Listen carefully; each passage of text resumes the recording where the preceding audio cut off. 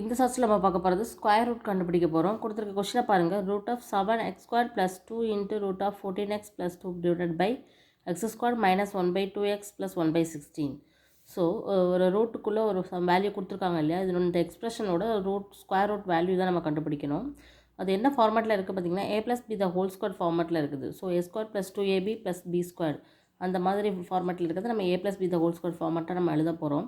So √7x த whole square எப்படி மாற்றுறோன்னு பாருங்கள். √7x the whole ஸ்கொயர்னா 7x² வந்துடும்.